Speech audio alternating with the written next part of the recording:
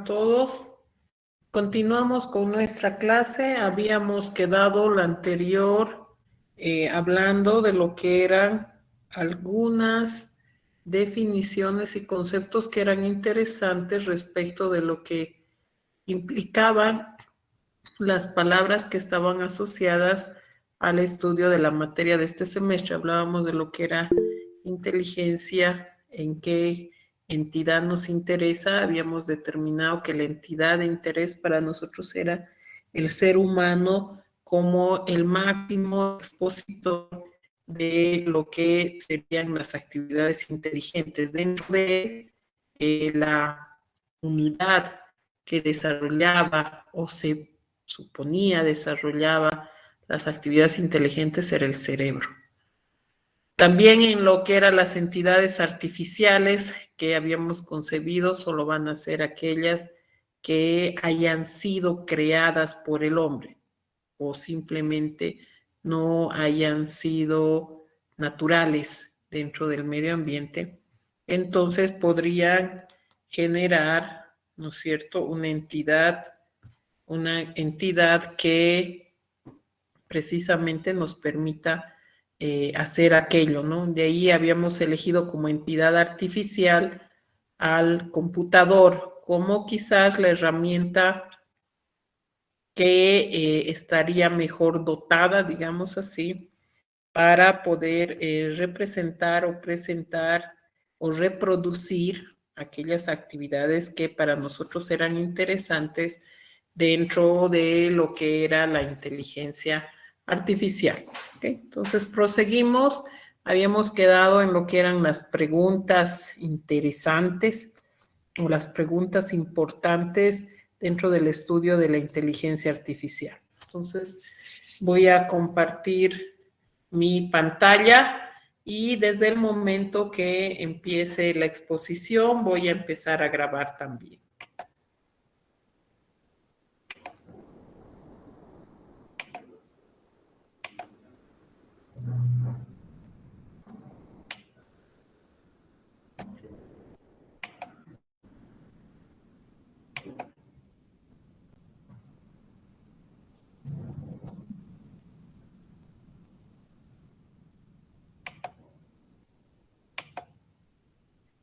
Entendería que ya están visualizando mi pantalla. Por favor, me confirman para poder empezar. Ok, entonces empezamos. Habíamos quedado en lo que eran las preguntas fundamentales, ¿sí? Entonces, entre las preguntas fundamentales estaba la primera que decía cuál la suposición subyacente para el estudio de la inteligencia artificial. La 2 nos indicaba cuáles los métodos y las técnicas que podrían ser aplicables al estudio de la inteligencia artificial. ¿A qué nivel se desea realizar el estudio de la inteligencia artificial? Y la 4, ¿cómo podríamos nosotros llegar a saber si es que tuvimos éxito al construir esta entidad? ¿Sí? Entonces, ¿cuál es su posición subyacente? Si hacemos un análisis de la inteligencia como se desarrolla en el ser humano, la misma tiene las siguientes características. En términos de cantidad es infinito el conocimiento, y esto ya lo habíamos evaluado con el cerebro, ¿sí? En términos de dificultad es muy complejo. ¿Por qué? Porque precisamente relaciona demasiados elementos que precisamente nos van a llevar a que mucha información se pueda ser representada y además muchas salidas puedan también reproducirse. Tiene un alto paralelismo en ejecución, muchas neuronas, habíamos llegado a la conclusión de que al menos 20 millones en paralelo están funcionando. Entonces deberíamos desanimarnos, el estudio no es posible. Pero hay una característica primordial del conocimiento y es que precisamente es una relación de pequeñas partes que trabajan en conjunto. Cada uno de los sistemas, inclusive del cuerpo humano, si vamos a ese extremo, ¿no es cierto? Sabemos son pequeños sistemas que trabajan en forma coordinada. Entonces, esta palabra va a ser muy interesante. ¿Qué es un sistema? Un sistema, ¿no es cierto? Es un conjunto de elementos que trabajan en relación, ¿no es cierto? Siguiendo un objetivo único. Esto hace que ese sistema, al ser un conjunto de varias partes, sea posible de fraccionar y se pueda reconstruir. ¿Eso qué quiere decir? Que yo podría atacar cada una de esas fracciones con una resolución específica, ¿sí? Resolverlo individualmente y luego hacer que esa pequeña parte se acople a todas las otras partes también resueltas y poder nuevamente reconstituir el sistema. Por tanto, no es necesario que veamos la inteligencia como un todo funcionando al mismo tiempo, todos correlacionados entre sí para poder seguir un mismo objetivo. No, pues lo que podemos hacer es fraccionar ese sistema y ver cada una de las partes y tratar de que cada una de esas partes funcione de la misma manera. Esto va a permitir que podamos atacar un problema sencillo a la vez y que, si es nuestro deseo, podamos recomponer el total del sistema. ¿Qué métodos y técnicas deberíamos poder nosotros utilizar? El insumo principal para esto va a ser el conocimiento, ¿no? ¿Qué es el conocimiento? La mayor parte de lo que es la actividad inteligente trata con el conocimiento. ¿Qué es el conocimiento? Si vamos a la raíz de la palabra, el conocimiento viene de la palabra se conoce. Entonces, el conocimiento es lo que se conoce, ¿sí? Cuando nosotros hablamos de información, ¿sí? Debería venírsenos a la mente este triángulo, que es llamado el triángulo de Salamanca, otros lo llaman el triángulo de la información, otros le llaman el triángulo de la inteligencia. Bueno, ok, es un triángulo que nos va mostrando cómo se va vislumbrando, ¿cierto?, la información en el mundo. Entonces, generalmente tenemos una gran cantidad de datos. De esos datos, ¿no es cierto?, una fracción es considerada información. De esa fracción que es considerada información, solo una parte se considera conocimiento. Y de ese conocimiento solamente una parte participa de actividades propiamente dichas inteligentes, no todas ellas, ¿no? De ahí que se dice que principalmente, ¿no es cierto?, lo que deseamos es que ese conocimiento sea el más interesante para poder participar de la mayor cantidad de actividades inteligentes. Ahí nos interesaría precisamente el poder tratar con este conocimiento. Pero este conocimiento, ¿de qué maneras vamos a poder visualizarlo, ¿no? Entonces, ¿cómo lo vamos a representar? ¿Cómo lo podemos representar? Podríamos representarlo a través de una imagen. ¿Una imagen es conocimiento? Sí, es un conocimiento visual.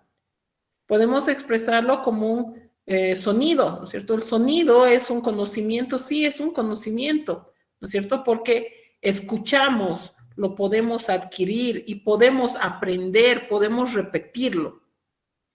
La lengua escrita es conocimiento, sí, es conocimiento que es transmitido a través de un medio, que es el medio escrito. La lengua hablada, sí, hay mucho conocimiento que se transmite, como en este momento yo estoy exponiendo un tema, ¿no es cierto? Y aunque ese tema se está convirtiendo en palabras que son audibles, ¿no es cierto?, estas también son conocimiento que se están transmitiendo a través de un diálogo, una exposición. ¿Las sensaciones son conocimiento? Sí, son conocimiento, porque nosotros al realizar la exploración de una superficie, ¿no es cierto?, o de un elemento, ¿no es cierto? Estamos adquiriendo sensaciones que nosotros traducimos en conceptos. Y esos conceptos me pueden ayudar, puede ser a detallar, describir un evento, puede ser a detallar, describir un objeto, u otro que se presente ante mis sentidos, ¿no?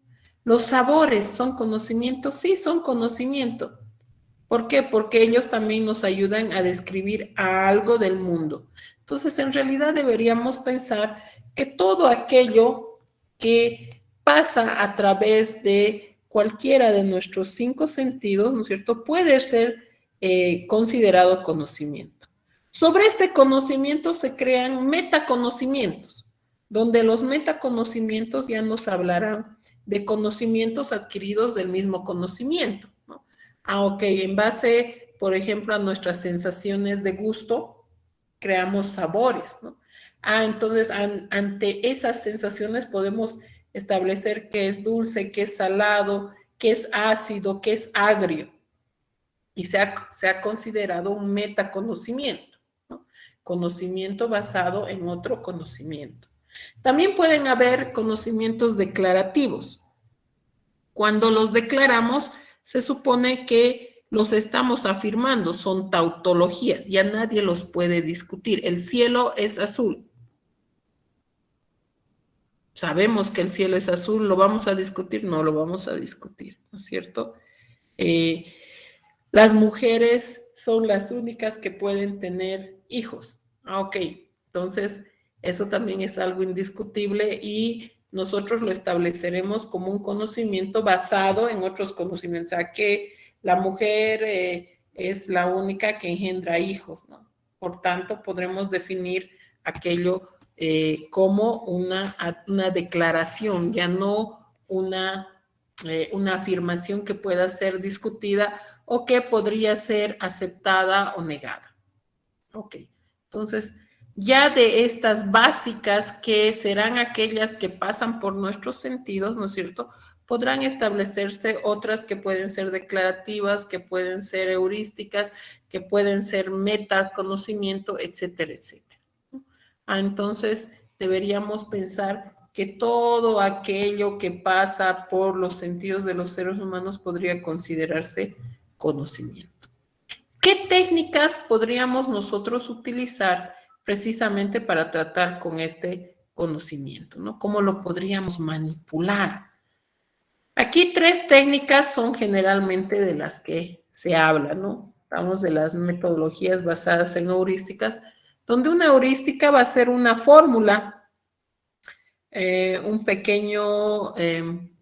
una pequeña lista de pasos organizados, un algoritmo que nos pueda llevar precisamente a evaluar, reproducir, consensuar, modelar, representar algo del conocimiento, ¿no? Entonces podemos simplemente querer mostrarlo, podemos querer cambiarlo, podemos querer evaluarlo, podemos querer hacer algo con ese conocimiento. Entonces, aquí la técnica nos dirá más que todo el hecho de el qué queremos hacer con eso. Entonces, estas podrían ser las primeras, las basadas en heurística. Luego tenemos las metodologías que son llamadas conexionistas. En las conexionistas, un representante muy fuerte es lo que son llamadas las redes neuronales artificiales, que en realidad hacen una representación simulada de lo que son las neuronas en el cerebro, ¿no? Entonces, una neurona está enlazada a las dendritas del axón de otra. Entonces, por tanto, a través de sus sensores de recepción, percibirá, ¿no es cierto?, las salidas de otra neurona. En su núcleo serán procesadas y podrán emitir una salida también hacia otra neurona. Entonces, esta interconexión entre las neuronas trata de ser simulada por lo que llamaremos las redes neuronales artificiales, ¿no? Donde la base está en que muchas se pueden conectar al mismo tiempo y pueden conseguir a través de estas conexiones el poder establecer si un dato que está pasando a través de ellos es suficientemente interesante o no. Si es suficientemente interesante, prevalecerá y por tanto será aprendido por la red. Pero si no es interesante, simplemente será no interesante y posiblemente no sea un cambio interesante que necesite recordar si quieren la red neuronal. Luego tenemos los métodos de computación evolutiva que están basados en lo que se llama la teoría de Charles Darwin, ¿no? Que es la teoría de la evolución de las especies, ¿no? Donde se dice que la evolución surge por la sobrevivencia del más apto. Entre estos hay varios, ¿no? Los más representativos, los autómatas celulares y los algoritmos, los muy conocidos algoritmos genéticos. Estos tres grandes grupos de metodologías son en general las técnicas que nos van a permitir poder manipular el conocimiento, ¿sí? Algunos de ellos van a ser mucho más simples que otros, pero en general deberían ayudarnos a poder manipular la mayor parte del conocimiento que se pueda presentar. Por tanto, es posible encontrar métodos y técnicas que nos ayuden a manipular, representar lo que son los elementos que están asociados a las actividades inteligentes, sí, ya que esos elementos están asociados a lo que es el conocimiento. ¿A qué nivel requerimos realizar el estudio? Aquí dos consultas que hacer. ¿Queremos hacerlo a nivel de ciencias? Donde las ciencias en general deberían tratar de, uno, encontrar la razón de, y dos, deberían tratar de reproducirlos de la misma manera que se da en su entorno real. En este caso, ¿no es cierto? Nosotros trataríamos de estudiar en el elemento que representa la actividad y eso debería ser en el ser humano. Queremos experimentar con el ser humano para ver el cómo hace esa actividad inteligente, hasta el punto de quizás tener que diseccionar al ser humano y ver cómo realmente sus neuronas se están relacionando. Creo que no es la idea, ¿no? Entonces, deberíamos pensar que más bien deberíamos querer hacerlo a nivel de una ingeniería. ¿Y cómo es la ingeniería? La ingeniería no interesa tanto el cómo y la reproducción del tal y como es, sino en la razón de la aplicabilidad y de la obtención de los mismos resultados. Entonces, a la ingeniería no le interesa tanto saber los porqués o los fundamentos, sino el poder aplicar esos mismos conceptos, esas mismas técnicas, si quieren, para hacer una reproducción de los mismos resultados. Entonces, le interesa más la reproducción de los resultados que la fundamentación de los elementos de esta fundamentación. ¿Cómo vamos a saber si hemos tenido éxito? Esa era la cuarta pregunta, ¿no? Ok, he aplicado todo y ¿cómo yo podría estar seguro de que lo que he encontrado, lo que he construido es realmente inteligente? Primer caso, debes resolver un problema no tradicional o al menos no visto de la forma tradicional. O sea, ahí podría poner un ejemplo, ¿no? Y decir, ok, lo que quiero es que me resuelvas el problema de resolver 1 más 1. Pero tú dices, ok, pero agarra una calculadora y ponle 1, aprietas el número 1, aprietas el signo más, otra vez el 1 y luego aprietas igual. Ya hay una herramienta, una máquina artificial que lo resuelve. ¿Eso será inteligencia artificial? Es un problema de cálculo mecánico, ¿no es cierto? Y sabemos que, igual que la calculadora, que no tiene nada de inteligente, lo puede realizar. Pero si lo vemos desde un punto de vista diferente, quiero que resuelvas el 1 más 1, pero suponiendo, ¿no es cierto?, que estos valores son ingresados en forma manuscrita por cualquier mano humana. Y lo que obtengo es una imagen. Ok. Entonces ahí no es el problema el resolver el 1 más 1, la operación, sino el resolver el reconocimiento de los caracteres, ¿no es cierto? Y la realización de la operación. Ok, entonces sabemos de que las características de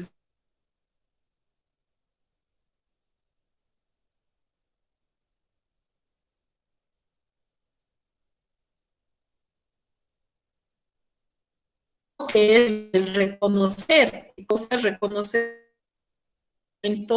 de, en este caso, el problema, que sería el 1 más 1. Algunos escriben el 1 con un piquito, otros escriben solo un palito, otros le ponen el piquito y le ponen una base, ¿no? Ok, entonces todos estos, incluyendo aquellos que pudieran haber sido escritos con una mano temblorosa o una mano firme o en cualquier color, ¿no es cierto? Deberían poder identificarse como un elemento, un número. De igual manera los signos, ¿no? Porque si estamos resolviendo el problema de 1 más 1, debería ser de cualquier número más cualquier símbolo y poder ejecutar la operación. Ok, entonces no va a ser un simple reconocer los números en el teclado y poder realizar la operación. Entonces, aquí el problema no es tradicional, no es algo mecánico, debe ser algo que precisamente un elemento mecánico no pueda hacerlo. Entonces, el enfoque debería estar asociado a algo diferente. Realiza un trabajo sin injerencia humana. Entonces, nuestro programa, obviamente que no desde el principio, ¿no? Pero ya cuando el programa, el producto es un producto terminado, ¿no es cierto? Debería poder trabajar sin injerencia del ser humano. ¿Eso qué quiere decir? Sin que el ser humano esté determinando o esté enseñando. Obviamente existirá una etapa en la cual vamos a alimentar de información, vamos a ayudar a que nuestro pequeño programa o nuestra pequeña herramienta pueda generar ciertos criterios para poder resolver el problema. Pero una vez que esté terminado, debe ser autónomo, sin participación o definición externa, ya sea de un ser humano o de otra entidad, debería poder fácilmente ejecutar y resolver el problema dando los mismos resultados que daría un ser humano. No existe un artefacto mecánico que haga lo mismo. Y ahí voy a la calculadora, ¿no?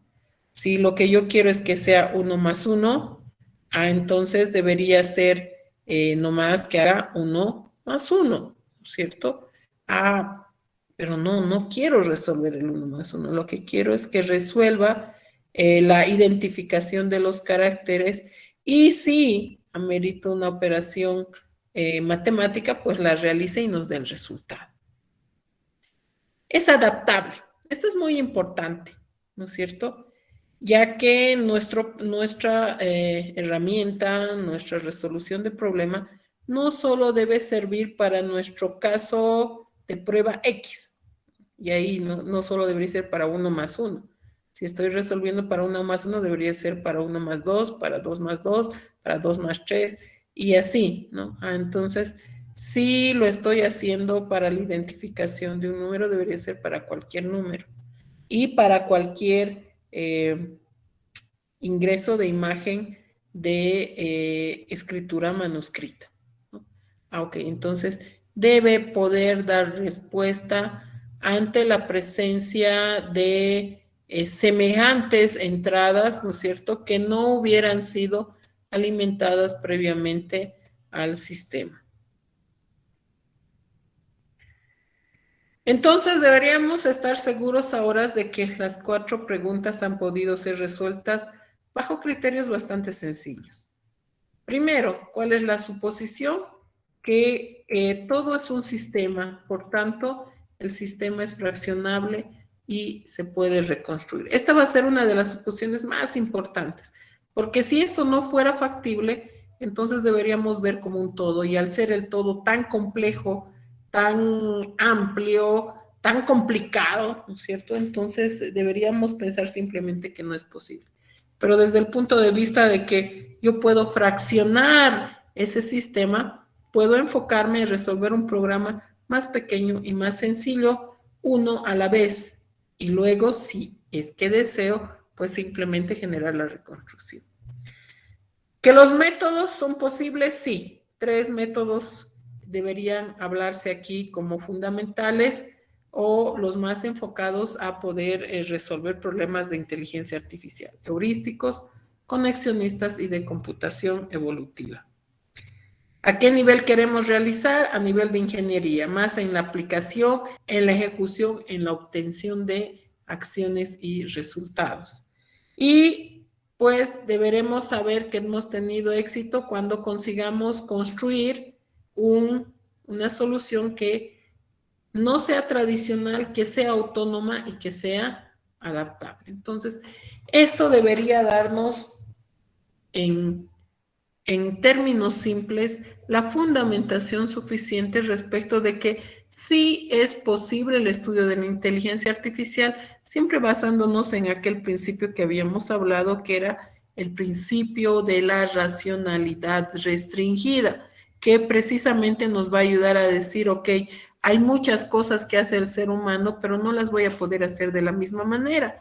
Entonces, ¿qué voy a hacer? Simplemente voy a restringirme a aquello que puedo reproducir sin que sea ingerido por algunas características muy propias de cada ser humano. Entonces me voy a ir a los estándares, me voy a ir a las cosas que todos aceptan y que todos creen de la misma manera. Un caso especial deberá ser posible de parametrizar. Algunas definiciones que deberíamos discutir. Entonces, aquí vamos a verlo, bueno, o en el caso de Russell y Norvig lo ven bajo algunas dimensiones. Primero está bajo la dimensión del ser humano, que va a enfocarse en 2 parámetros, el pensamiento y el actuar. Y luego vamos a verlo desde el punto de vista de la racionalidad, tratando también de enfocar lo que es el pensamiento racional y el actuar racional. Aquí cuatro definiciones han sido planteadas, ¿no? Considerando que todo aquello que está siendo asociado a lo racional es aquello que se cree correcto, ¿no? Ok, porque podríamos pensar que lo racional no siempre va a ser lo correcto, pero en realidad deberíamos ahí nuevamente establecer nuestro principio de racionalidad restringida e indicar, ok, lo que es correcto para un gran contingente. ¿Eso qué significa? Que no sea algo que yo solo creo, sino que crea un conjunto mayoritario de los al menos que van a usar nuestra herramienta o solución. Tenemos 4 propuestas. La primera que nos dice sistemas que actúan como humanos. En este caso estaría dentro las 2 dimensiones del ser humano y de su actuar. Luego tendríamos sistemas que piensan como humanos. Luego tendríamos la definición de sistemas que piensan racionalmente. Y a continuación los sistemas que actúan racionalmente.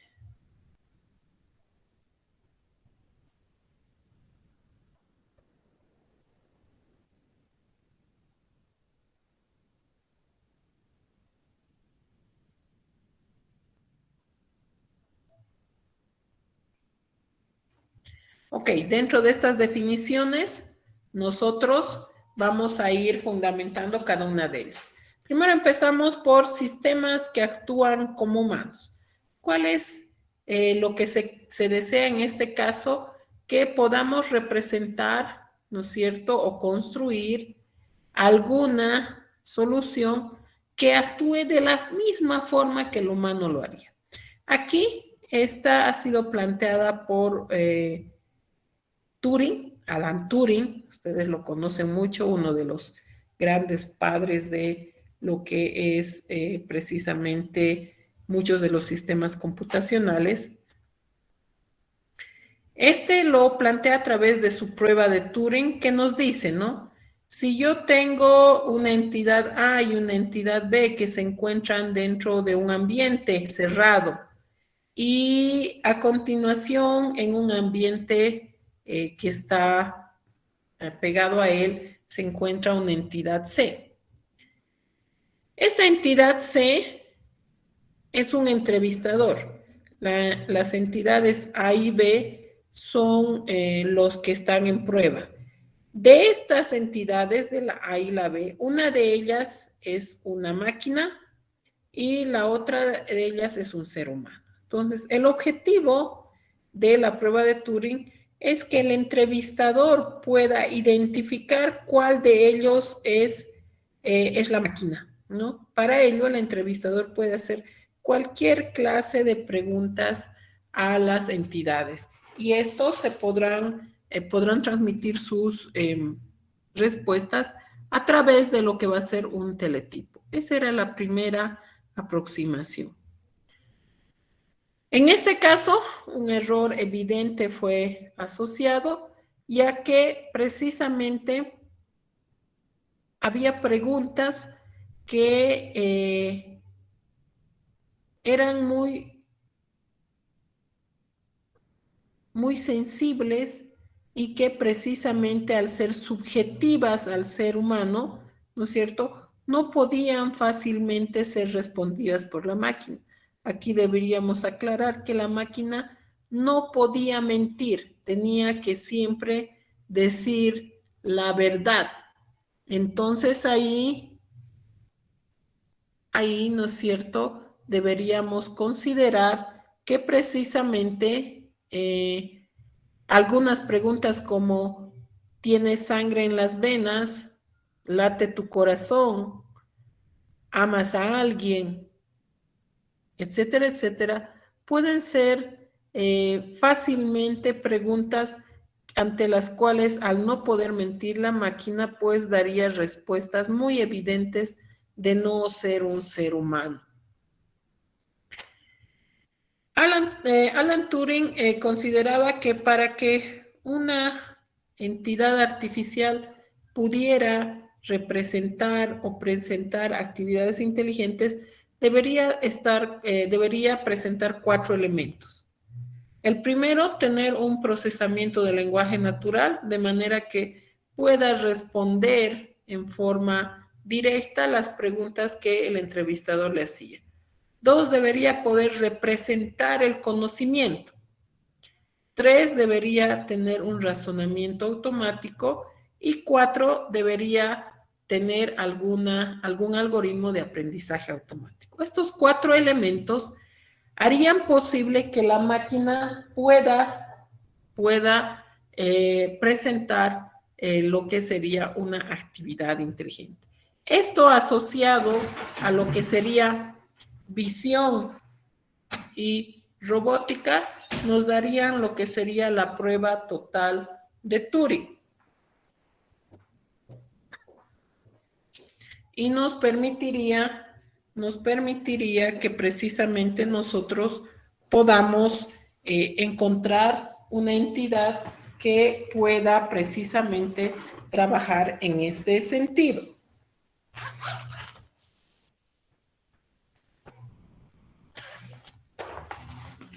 Un minutito, por favor.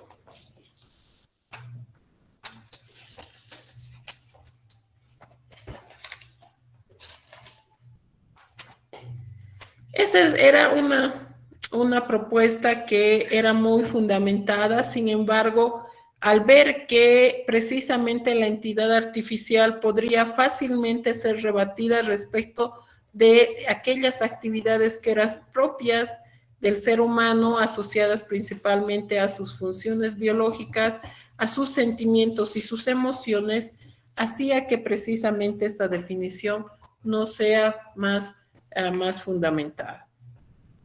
Pasamos a la siguiente propuesta: sistemas que piensan como humanos. Aquí lo que interesaba era seguir el rastro del pensamiento humano tal y como se desarrollaba en el cerebro humano. Este fue sostenido por los investigadores Newell y Simon. Y para su sustentación, ellos construyeron un sistema que se llamó Sistema de Resolución General de Problemas, un SRGP, por sus siglas en inglés, y lo que trataba es de precisamente reproducir ese rastro del pensamiento, no interesando el resultado de lo que era la resolución del problema, sino más bien lo que interesaba era seguir el mismo rastro, ¿no? ¿Qué características deberían cumplirse? Dice, interesaba reproducir el pensamiento tal y como lo desarrolla el humano. Debería realizarse por introspección, intentando atrapar los pensamientos conforme aparecen. Debería realizarse primero experimentos psicológicos y se basaba en la teoría cognitiva. En este caso, la experimentación en el propio ser humano, ¿no? Los datos de entrada y de salida deberían ser similares y los tiempos de reacción también similares. De esta manera se podía fundamentar. Aquí encontrábamos un error muy evidente, ¿no? El pensamiento de persona a persona cambia. Esto puede depender del entorno, algo que habíamos ya hablado, el entorno geográfico donde se vive la persona, se sitúa la persona, dependía de la educación que había recibido, dependía inclusive de la forma en que le habían enseñado y educado, ¿no? Esto podría ser que precisamente esta definición no sea sustentada. A eso sumamos el hecho de que cada ser humano es único, diverso, y por tanto el pensamiento iba a ser también de la misma manera diverso. ¿Eso qué significaba? Que posiblemente podríamos reproducir el pensamiento de la entidad de estudio, del ser humano que estábamos investigando. Si quieren, en este caso, si no me equivoco, fue Simon el que actuó de conejillos de Indias y todo su pensamiento fue el que se tradujo. Aunque esta propuesta logró resolver satisfactoriamente muchos problemas, los resolvía desde el punto de vista de la entidad analizada, de la entidad que había sido experimentada, lo cual podría fácilmente cambiar al cambiar de persona de experimentación. Eso hacía que precisamente esta definición, aunque hubiese tenido una representación bastante satisfactoria, no sustentaba de forma adecuada lo que era el estudio de la inteligencia artificial. Vamos al tercero, sistemas que piensan racionalmente. Cuando hablamos del pensamiento racional, hablamos de la formalización de las aseveraciones que se dan en el pensamiento de una forma racional. Cuando hablamos de lo racional, no nos olvidemos, hablamos de hacer lo correcto. El que planteó en primera instancia esta definición, o algunos de los que la sustentaron en primera instancia, fue Aristóteles, ¿no? A él trataba de buscar una formalización de la manera correcta de pensar. Lo planteó a través de su propuesta de lo que llamó los silogismos. ¿Qué eran los silogismos? Los silogismos eran estructuras de argumentación mediante las cuales se llegaba siempre a conclusiones correctas, si se partía de premisas correctas. Esta ha sido una de las bases fundamentales de lo que ahora conocemos como lógicas. La lógica de Boole, la lógica de proposicional y la lógica de primer orden han sido fundamentadas precisamente en estos estudios. Un planteamiento, por ejemplo, fue refutando esto, ¿no? Vamos con Sócrates es hombre, todos los hombres son mortales, Sócrates es mortal. Aquí partimos de premisas que son verdaderas y llegamos a una conclusión que es verdadera. Pero ¿qué pasa si nosotros planteamos premisas verdaderas y llegamos a una conclusión falsa. Digamos, Sócrates enseña como los dioses. Los dioses son inmortales. Por tanto, Sócrates es inmortal. Aunque las premisas por sí solas son verdaderas, la conclusión no lo es. Por tanto, era posible que ante premisas que en forma individual eran verdaderas, podrían obtenerse por su relación resultados o conclusiones que eran falsas. Esto podía llevar a grandes controversias, ya que no podíamos afirmar realmente que premisas verdaderas podrían llevar a conclusiones también verdaderas. Si las premisas eran manipuladas convenientemente, las conclusiones también lo podrían hacer. Estos tratados fueron muy utilizados durante la época de la Inquisición, ¿no? Donde a partir de premisas bastante verdaderas, ¿no es cierto?, lograban declarar brujas, paganos, a muchas personas, manejando la información de una manera muy conveniente según aquel que manejaba el poder. Entonces se vio que precisamente aquí no podíamos manejar solamente la parte del pensamiento como una formalización de solo el pensar, ¿no? Entonces el pensamiento podría variar de persona a persona y la racionalidad debería ver con hacer lo correcto, pero hacer lo correcto significará también tener conclusiones correctas. Entonces, estas formalizaciones solo podrían ser verdaderas si es que las conclusiones también eran correctas. Por tanto, esta definición también no fue aceptada. De ahí se plantea una cuarta, sistemas que actúan racionalmente. Aquí lo que interesaba es que precisamente se obtuvieran accionares racionales. Entonces, los accionares estaban asociados a los resultados y por tanto lo que deseábamos eran resultados correctos, no interesando los medios o los caminos que se hubieran llegado para ellos. Para eso se podrían plantear algunas técnicas interesantes. Este enfoque va a ser asociado a lo que va a ser un agente racional, donde agente viene de la palabra latina agere, que significa hacer. Entonces, una entidad que hace algo racional. Entonces, acciones racionales. ¿Qué características debería considerar esta agente? Debería estar dotado de controles autónomos, percibir el entorno, adaptarse a cambios, ser capaces de alcanzar objetivos diferentes, capaz de alcanzar el mejor resultado ante incertidumbre, poder alcanzar el mejor esperado. ¿Sí? El principio de lo correcto de la racionalidad es clara y de aplicación general. Por tanto, nosotros podemos estar seguros de que el ser racional nos va a llevar a ejecutar acciones que sean correctas desde el punto de vista de una mayoría y de igual manera que lo realizaría un ser humano, no interesándonos el cómo se ha llegado a esa acción, sino tratando siempre de conseguirla de la manera más correcta. Esto nos va a llevar a que nosotros podamos definir precisamente que esta es la mejor definición, sin involucrar definiciones que sean subjetivas o muy asociadas a aquellos parámetros que son muy difíciles de reproducir de las características inteligentes del ser humano, como son las emociones, los sentimientos y las cualidades específicas del ser único.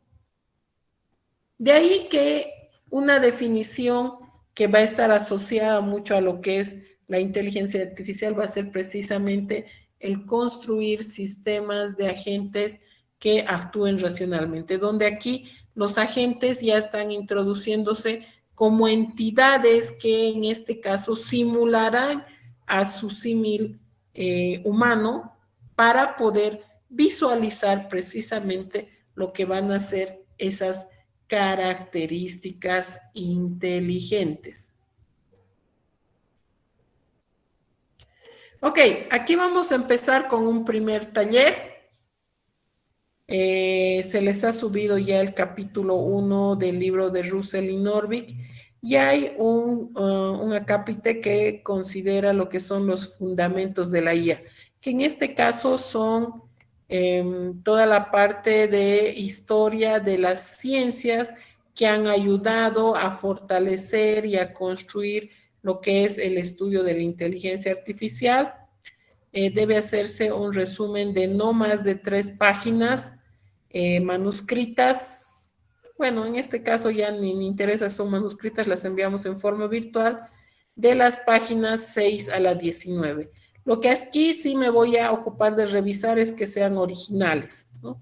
De que no sean copias del amigo o del vecino o del, no sé, del que realiza tareas para todas las materias.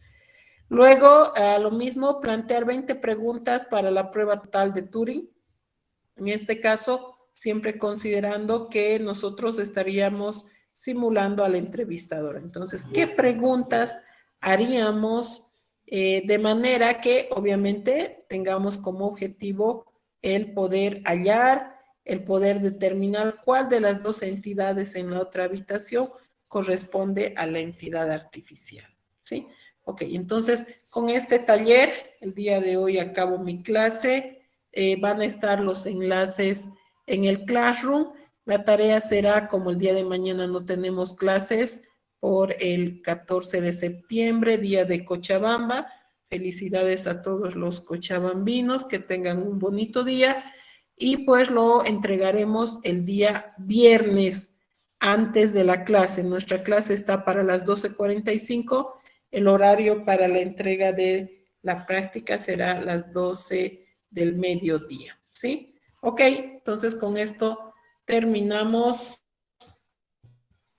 el día de hoy. ¿Preguntas, inquietudes, comentarios?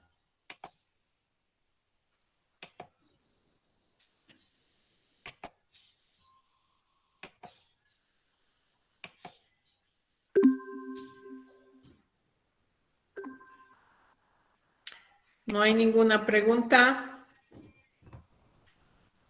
Ok. Esta materia tiene bastantes alumnos, así que, como les había dicho, el día viernes ya la depuración. Por favor, las personas que estén asistiendo o quieran asistir como especiales, hagan.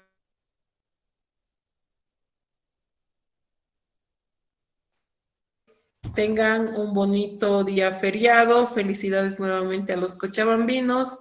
Pásenla bien y nos vemos conmigo el día viernes. Hasta luego.